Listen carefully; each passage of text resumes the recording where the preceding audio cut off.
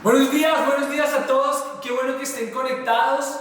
Estamos en vivo, hicimos todo un esfuerzo para poder reunirnos y poder conectarnos en vivo con cada uno de ustedes. Como siempre lo digo, me encanta poder hacer esto en vivo, aunque tenemos que hacer mil cosas, pero porque realmente queremos conectarnos, no tomamos en vano el tiempo que ustedes sacan para conectarse. Yo sé que hoy están acá conectados y quiero saludar a algunas de las personas que están conectadas: a Andrés, a Juli, a Gonzo, a Mafe, está Dani, está Laura, está Manu, está Tati, está Cata, qué chévere, está Eric, y hay algunas personas que están conectadas. Y igual nosotros hacemos un esfuerzo de realmente venir y poner todo para poder estar acá en directo con ustedes. Me encanta, yo pongo corazoncito, los saludo a todos. Está Majo, qué chévere que puedas estar acá, Majo. Nos hace un montón de falta, Majo. Espero que la estés pasando increíble donde estés. Hoy quiero contarles algo y vamos a hacer una serie alrededor de 6 domingos. Vamos a estar hablando 6 domingos sobre este tema. Y al finalizar estos 6 domingos, posiblemente vamos a tener una gran sorpresa. 6 domingos, en el 7º domingo, ¿cierto? Esperamos tener una super sorpresa. Entonces, ¿de qué vamos a hablar? Hoy, antes de comenzar y contarles un poco lo que les quiero compartir hoy, en el año 2007 yo me encontraba viviendo por fuera de Colombia. Estaba trabajando en Trinidad y Tobago, una isla al lado de Venezuela, y estaba en un lugar donde estaba completamente solo, la cultura completamente diferente a la mía, no tenía amigos, no tenía familiares, estaba completamente aislado. En el 2007 todavía el manejo del mail y del internet y de las redes sociales era mínimo, entonces realmente estaba en un lugar muy aislado. Y me acuerdo que lo único que yo tenía en ese momento, en ese lugar, era una pequeña iglesia. Yo iba a una pequeña iglesia, era una iglesia súper contra mega pentecostal. Pentecostal significa que eran súper emocionales y gritaban y decían un montón de cosas, y cuando se paraba el pastor a hablar, gritaba. Definitivamente yo no me sentía en un lugar cómodo, pero yo me acuerdo que yo me sentaba y era lo único que tenía, no tenía nada más, no tenía amigos, no tenía nada, era lo único que tenía. Y me acuerdo que yo empecé a ir domingo a domingo a esa pequeña iglesia, hasta que un día una señora, era una viejita hermosa ella, me acuerdo que se me acercó, porque nadie me saludaba, aunque no tenía el mismo color y definitivamente se notaba lejos que no hacía parte de esa comunidad. Se me acercó como al mes y medio, se me acercó una señora, era una viejita, y ella me preguntó que de dónde era, me preguntó mi nombre, y me acuerdo que al finalizar la reunión, ella me dijo que me quería invitar a almorzar a su casa. A lo cual yo dije, ok, está bien, no tengo nada más que hacer. Y yo fui con esta señora a su casa, y era una casa bastante humilde, era una casa súper humilde. Y ella todos los domingos, sin falta, me empezó a invitar a su casa. Ella me cocinaba. Y lo que yo pude experimentar en el transcurso de 6 meses compartiendo con esta señora es que yo iba a una reunión, y apenas salía de esa reunión y me iba con ella, empezaba a hacer iglesia. Realmente la construcción de iglesia cuando yo estuve en Trinidad y Tobago no fue en un edificio, sino fue cuando me sentaba con esta señora que ya tenía muchos años, que se tomaba el esfuerzo de cocinarme y sentarse y hablar, y teníamos conversaciones el domingo toda la tarde. Ese fue el momento donde yo empecé a construir iglesia estando en Trinidad y Tobago. Y yo creo que ahí fue la primera vez donde pude entender que la iglesia no es un edificio. Yo creo que fue en los primeros lugares donde yo aprendí que la iglesia no se constituye de muros, no se constituye de puertas, no se constituye de monumentos a personas, sino que realmente la iglesia es un movimiento de personas que realmente se enfoca en poder amar a otros. Esta señora me amó durante 6 meses, y quiero decirles, transformó mi vida. Transformó mi vida porque ya no estaba solo. Transformó mi vida porque ya me sentía acompañado. Transformó mi vida porque me sentía en comunidad. Y la realidad es que nuestra alma grita desesperadamente porque nosotros debemos conectarnos con la gente. Nosotros no fuimos diseñados para estar aislados. Nosotros fuimos diseñados para estar en comunidad, para crecer en comunidad, para que realmente nosotros veamos que alcanzamos propósito en medio de la comunidad. Fuimos diseñados para ayudar a la persona que está al lado. Tenemos de alguna manera un sentido de querer realmente apoyar y realmente ayudar a las personas que están alrededor de nosotros. Fuimos diseñados para estar en comunidad. Y estando ya en Trinidad y Tobago, pude aprender que realmente la iglesia está diseñada para que sea un movimiento, para que sea no estática, sino que realmente pueda moverse. Y al moverse pueda alcanzar a otras personas y pueda amar a otras personas. La iglesia no está diseñada para que sea estática. Y esto sí que lo vemos en la primera iglesia, en la iglesia de los orígenes, de cuando arrancó la iglesia. Ayer estaba con mi hijo se llama Lucas, y estaba con Lucas y le dije: Lucas, no sé de qué hablar, necesito que tú me ayudes. Y me puse a conversar realmente con Lucas, literalmente me puse a hablar con Lucas y empecé a decirle: bueno, Lucas, ¿de qué quieres que debo hablar?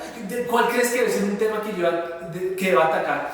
Y Lucas, empezamos a hablar, y en esa conversación yo le dije: Lucas, ok, hablemos de la iglesia en sus orígenes. Y cuando yo le dije a Lucas, ¿pero tú qué crees que debe ser? ¿De qué debemos hablar? Y lo que me dijo Lucas fue increíble. Lucas me dijo: hablemos de cuando Jesús empezó a reclutar a los primeros discípulos. Y yo le dije: no, Lucas, pero es que la nueva iglesia, o sea, la iglesia está en Hechos. La iglesia está en Hechos. La iglesia no está como cuando Jesús empezó a reclutar a las primeras personas y a sus discípulos. Y Lucas me dijo: no, creo que sí, creo que la iglesia comenzó cuando Jesús empezó a reclutar a sus primeros discípulos. Eso realmente fue la primera iglesia. Y Lucas me mató, yo me quedé pensando, la cabeza me hizo un pum, y yo dije: la primera iglesia no está en Hechos. La primera iglesia está cuando Jesús empezó a reclutar a Marco, a Mateo, a Leví, a Juan, a Natanael. Esa fue la primera iglesia. ¿Y qué vemos de ese primer movimiento? Lo que nosotros vemos de ese primer movimiento es que se movía, es que no era estático, es que iba a una ciudad y iba a la otra, es que hacían milagros en un lugar y en el otro, es que daban de comer. Esa era la primera iglesia. La primera iglesia era irresistible. Todos querían estar, todos eran bienvenidos.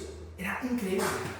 Y la primera iglesia tenía algo que es algo que yo sueño construir, y es que estaba enfocada en una sola cosa. Y en lo que estaba enfocada era en poder vivir el mensaje de que Jesús era el Hijo de Dios, que Jesús era el Mesías. Estaba completamente enfocada en eso, y no solamente en llevar el mensaje, sino en ser el mensaje. Ellos estaban completamente enfocados no en llevar las buenas nuevas, sino en ser las buenas nuevas. Y yo quiero leer Mateo 16, y en Mateo 16 lo que uno ve es algo que es increíble. Está en Mateo 16. Y en Mateo 16 está Jesús con la primera iglesia, está con los primeros miembros, ¿cierto? Y está Jesús, entonces lo sienta a la primera iglesia, y está ahí sentado. Y miren lo que les dice Jesús en Mateo 16, dice lo siguiente. Me va a volver a 15. Y ustedes, ¿quién dice que soy yo? Dice Jesús, le está preguntando a sus discípulos, ahí sentados, en lo que yo me imagino la primera iglesia. Y miren lo que dice: tú eres el Cristo, el Hijo del Dios viviente, afirmó Simón Pedro. Tú eres el Cristo, el Hijo del Dios viviente, afirmó Simón Pedro. Pedro estaba reconociendo que Jesús era el Salvador que por tantos años habían esperado, que Jesús era quien iba a traer salvación, que Jesús era el Rey, que Jesús era quien los iba a liberar. Lo estaba declarando Pedro. Miren lo que le dice Jesús en el versículo 17. Dichoso tú, Simón, hijo de Jonás, le dijo Jesús. Porque eso no te lo reveló ningún mortal. Eso no te lo reveló ningún mortal. Es increíble porque Jesús está diciendo, lo que tú acabas de tener es algo que es una revelación. Es como que, ¡wow!, pudiste ver más allá de lo natural. Pudiste ver más allá de las circunstancias. Tú tuviste la capacidad de ver algo que los ojos normales no ven. Y por eso es que Jesús le dice, tranquilo Pedro, esto no fuiste tú. Esto te lo dejó ver Dios. Porque en la superficie, Jesús en este momento es solamente un hombre que ha hecho un par de milagros. Pero realmente no ha salvado a nadie, realmente no ha sido coronado como rey. Realmente Pedro pudo ver algo que el ojo natural no había podido ver. Y por eso es que Jesús le dice a Pedro, Pedro, lo que tú viste fue una revelación de parte de Dios. Y miren lo que sigue diciendo. Porque eso no te lo reveló ningún mortal, sino mi Padre que está en el cielo. Yo te digo que tú eres Pedro, y sobre esta piedra edificaré mi iglesia, y las puertas del reino de la muerte no prevalecerán contra ella. Pedro, tú acabas de tener una revelación, algo que tu ojo natural y los ojos de la gente no alcanza a ver. Pero tú tuviste una revelación. Dios, a cada uno de nosotros danos una revelación. Esto es una historia y acá voy a hacer un paréntesis.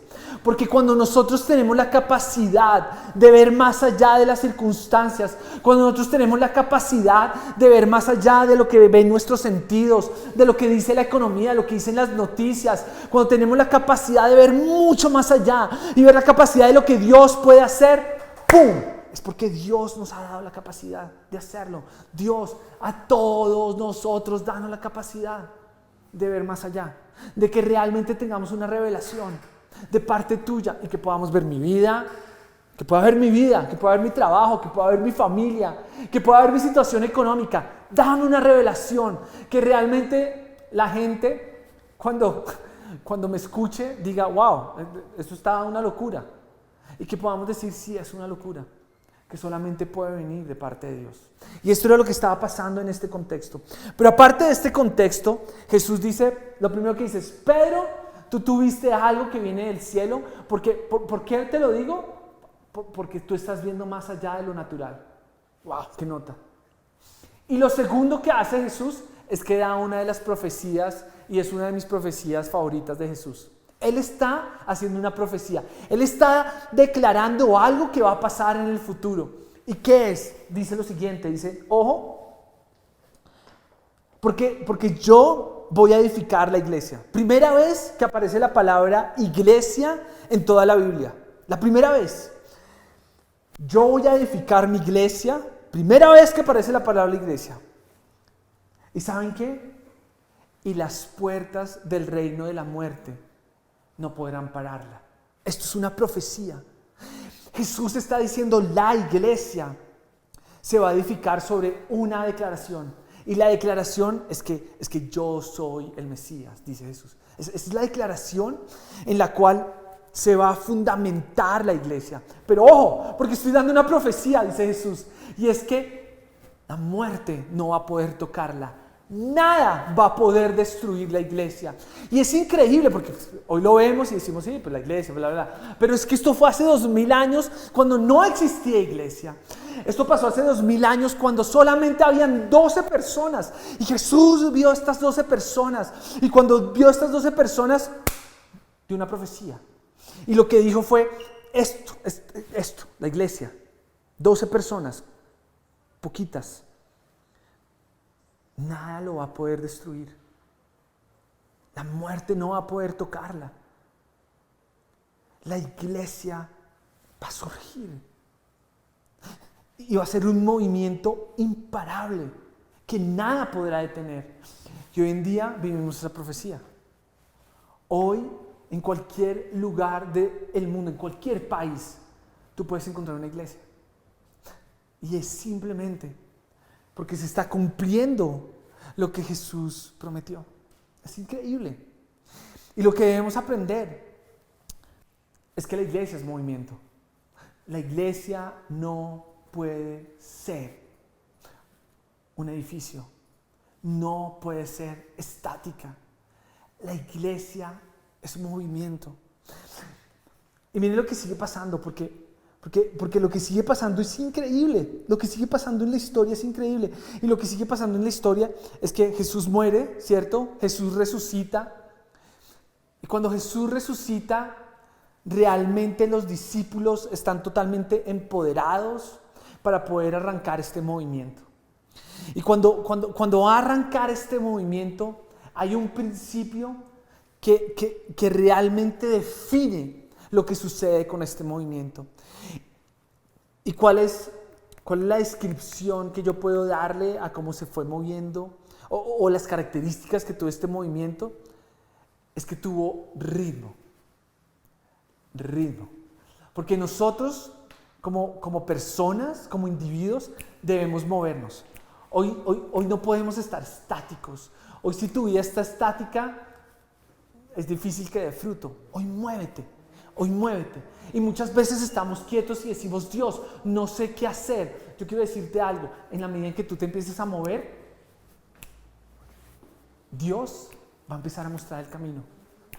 Porque Dios, la única manera de mostrar el camino es si te mueves. Muévete. Pero hay una descripción que me encanta que hace Hechos sobre cómo debemos movernos. Cómo debe moverse la iglesia. Y esta palabra me encanta, aunque tal vez yo no la tengo tanto, y es ritmo. Debemos movernos con ritmo. Nosotros como individuos debemos movernos con ritmo. ¿Y qué es lo que pasa? Que es increíble, y es que Jesús muere, resucita. Va María Magdalena, ¿cierto? Y esto lo encontramos en Mateo 28:7. Mateo 28:7, María Magdalena sale corriendo, va a ver a Jesús. Jesús no está en la tumba. Cuando Jesús no está en la tumba, llegan dos ángeles. ¿Y qué le dicen esos dos ángeles? María Magdalena, dile a los discípulos que ahorita están en Jerusalén, que vayan a Galilea, que se muevan, ¿cierto? Con un tiempo, en un momento, con ritmo. Y cuando llegan a Galilea, se encuentran con Jesús. Y cuando llegan a Galilea, ¿qué les dice Jesús? Regresen a Jerusalén. Muévanse. Están en Jerusalén, ahora movámonos a Galilea, con ritmo, en tiempo. Ahora están en Galilea, ¿cierto? ¿Qué les dice? ¿A dónde deben moverse? A Jerusalén. Y en Jerusalén, esperen, pero nos vamos a mover con ritmo. Después, ¿qué dice Jesús? Va a descender el Espíritu Santo. Y cuando desciende el Espíritu Santo, ustedes van a tener poder. ¿Para qué? Para llevar ¿qué? El mensaje, para que vivan el mensaje. ¿Están a dónde? En Jerusalén. ¿Y ahora a dónde nos vamos a mover? A Samaria. Y después de Samaria, a los confines de la tierra. Movimiento, con ritmo. Y nuestras vidas deben de tener ritmo. Nuestras vidas deben de tener ritmo. Esto es un mensaje para la iglesia, para nosotros, de que debemos movernos, pero no debemos correr como locos, sino debemos movernos con ritmo. Y lo mismo tiene que suceder en nuestras vidas personales. Claro que tú tienes que ser un buen marido, pero miren, yo estoy casado y todos los que están casados, no es como moverme y llegar y hacer mil cosas, porque muchas veces nuestras esposas es como, cálmate, pero ¿por qué estás haciendo esto? Y no entiendo. Sino nosotros debemos movernos ¿con qué? Con ritmo. Con nuestros hijos, movernos con ritmo. Debemos entender que la vida la debemos llevar con ritmo. Pero debemos movernos. Hoy debemos entender que nosotros como iglesia, nosotros como individuos que hacemos parte de una comunidad, debemos entender que la iglesia realmente es un movimiento.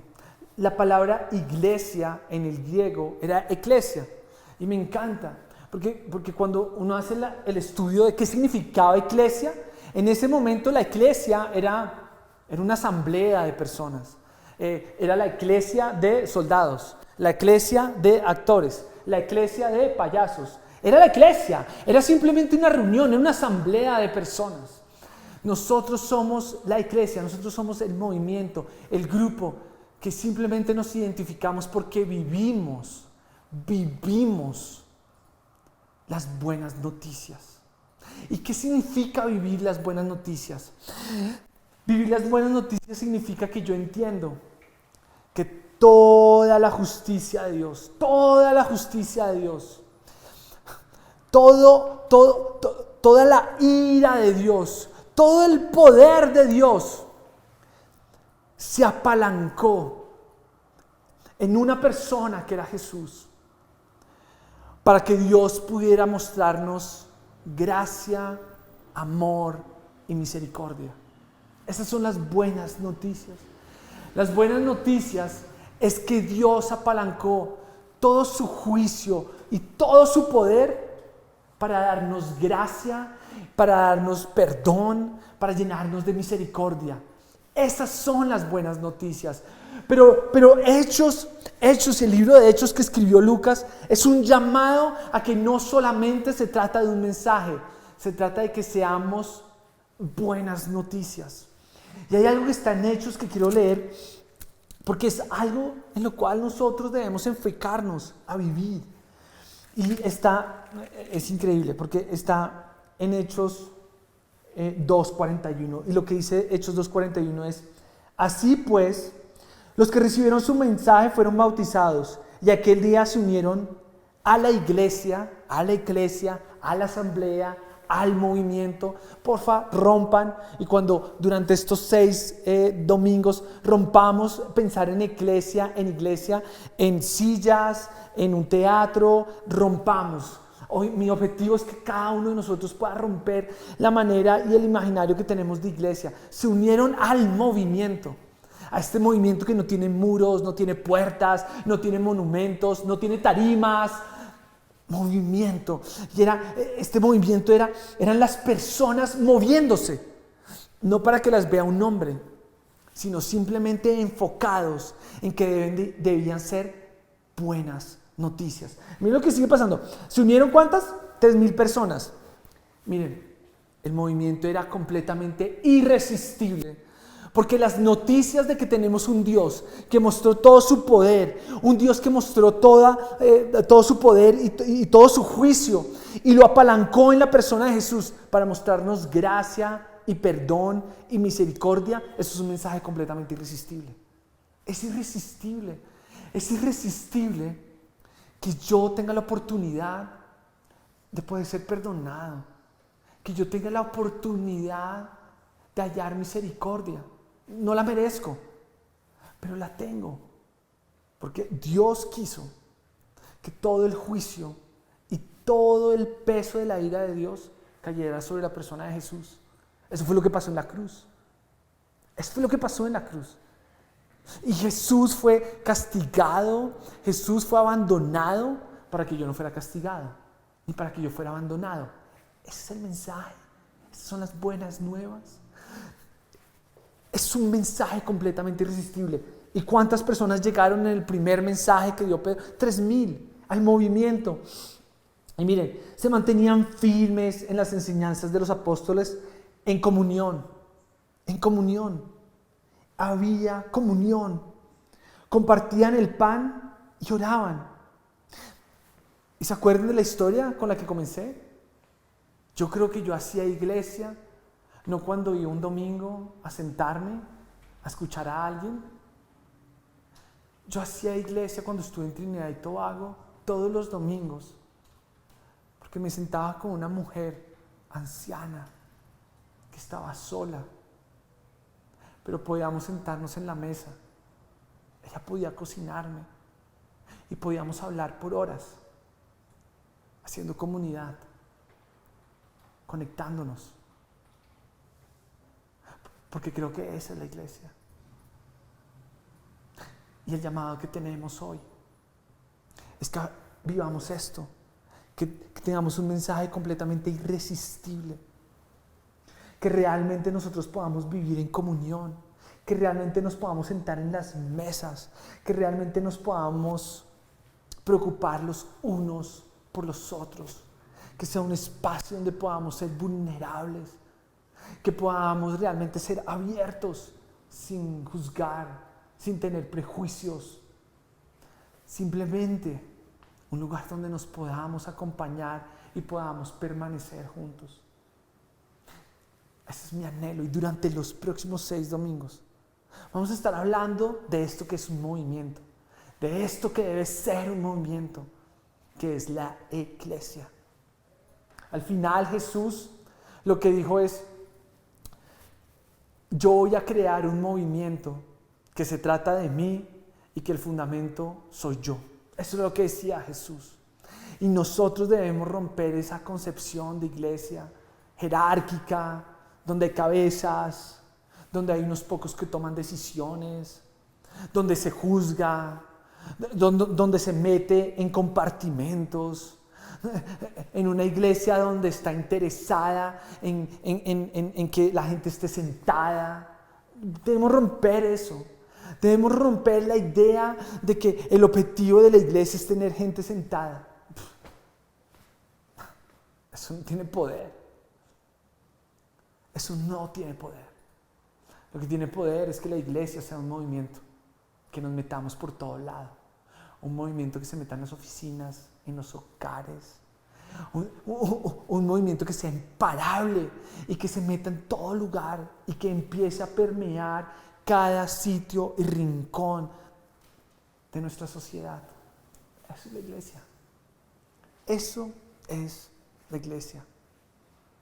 Hoy, mi anhelo es que cada uno de nosotros pueda ser parte de la iglesia y entendamos que la iglesia debe moverse con ritmo. Debe moverse con ritmo. Debe moverse con ritmo. Que cada uno de nosotros como individuos debemos entender que si estamos estáticos, hoy es un mensaje para ti. Aunque estamos hablando de la iglesia, también quiero volverlo personal. Para ti y para mí, muévete. Muévete. ¿Tienes miedo de moverte? Esa no es una razón para quedarte quieto. Muévete. Muchos de nosotros espiritualizamos. Muévete. Y al moverte, vas a ver que Dios va a guiarte. Si tú tienes la motivación correcta de moverte porque quieres hacer lo correcto, te lo aseguro, Dios te va a guiar. Muévete. Y cuando empieces a moverte, entender que nos movemos con ritmo. Dios te va a hablar. Dios le habló a los discípulos. Miren, los discípulos no sabían qué hacer. Ellos se movieron, ¿a dónde? A Galilea. ¿Y saben quién llegó ahí? Jesús. ¿Se movieron? Bien. Ahora, ¿saben qué? Jesús volvió a decir, están en Galilea, ¿saben qué? A Jerusalén. ¿Y saben quién llegó a Jerusalén? Jesús. Y Jesús les dijo, espérense que llegue las señales para después que Jesús, ¿qué les dijo? Muévanse. ¿A dónde?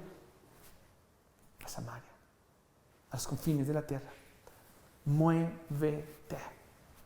Muévete. Muévete. Te lo aseguro que Dios te está esperando. Donde tú vas a llegar, Dios te está esperando. Dios te está esperando.